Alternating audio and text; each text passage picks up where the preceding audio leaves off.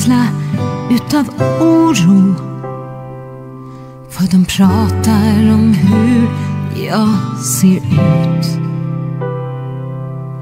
Men vem ger dem rätten att döma?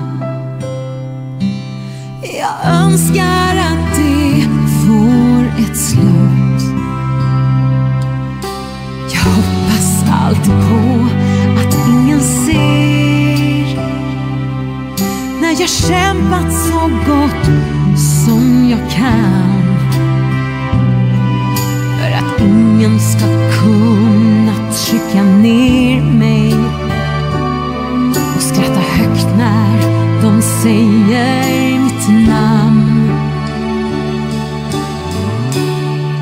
För mitt liv är mitt och ingen annans. Lever starkt, tar nya tag.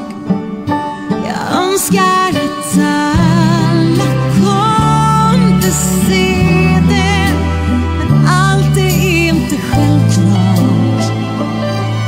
Det krävs mod för mig varje dag.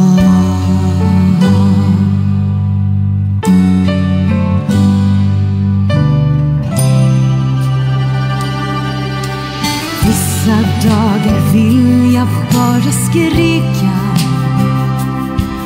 för jag vet att de pratar om mig. Det är väl självklart att man tar åt sig.